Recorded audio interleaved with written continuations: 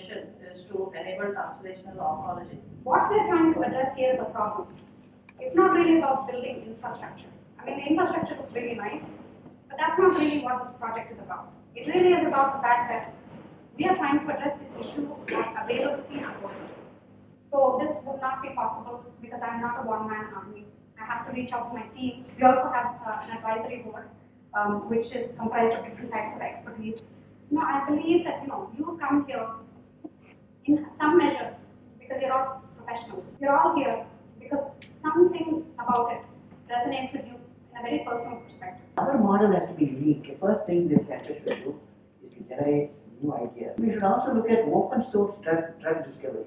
The second is integrative medicine approach. We would like to prevent cancer. Cancer prevention is a very important aspect of our center. Then cancer prediction.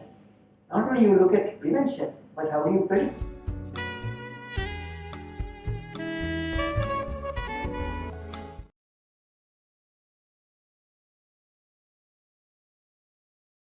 Yesterday, Prime Minister has announced that a separate program promoting innovation. I think it's a push and pull model is the best. There should be a push from the university scientists and from the industry also they should pull. How do we connect strongly with academia and the industry? People have this interest to go to market very quickly. That shouldn't be the case. It should be like do the validations properly, especially in the diagnostics industry. We need to do the clinical validation. How they connect in Singapore, the industry and academia? Access to capital. Because all talk, no money is of no use. Here is a person, an entrepreneur, who has gone through something in her life. In my interaction with her, I can feel that okay, there is a vision.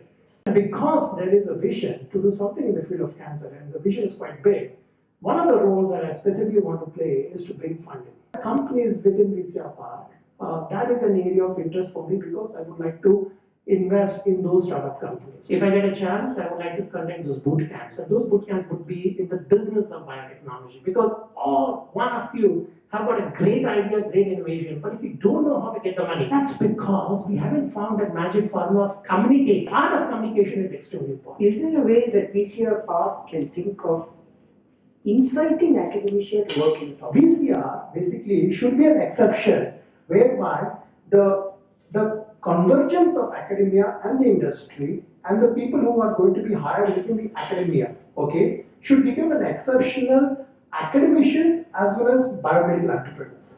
So the planning commission has approved for academicians to set up the company. Universities don't have really good tech transfer offices who understand commercialization. Filing an IP costs money, managing IP costs money, and so there should be money available, there should be funding available for technology transfer. We are struggling to basically file intellectual property, we are struggling to manage that, and I think that culture has to come in.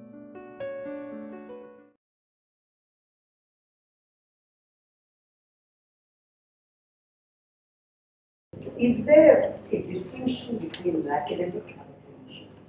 Actually, yes, because whatever we do, whatever research we do, ultimately it has to translate into the patient care. My answer is yes and no both. I would believe yes, there is a difference the way we think as a academician versus the clinician. Academicians are a completely different species. They are a very heterogeneous species, working on different aspects of research, which may or may not have a direct implication on the betterment of the healthcare. Academician directly does not have to be an entrepreneur, but he or she is churning out so many entrepreneurs and technocrats. How do you think we should bridge the gap?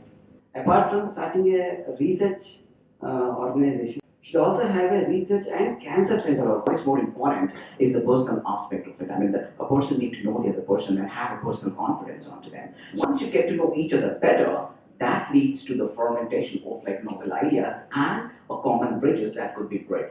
These smart guys, they could all exist in like one place and they should be forced to interact, and you would see that a collective idea would come in a much organic manner. I think the only way it will improve if we will just endorse this and then bring the scientists as well as clinicians together. Compulsory 6 months rotation in research lab.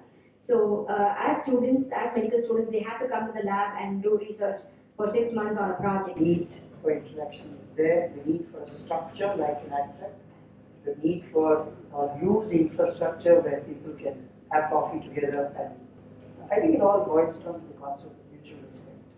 If you do not respect, you cannot interact. What would you like to see in VCR?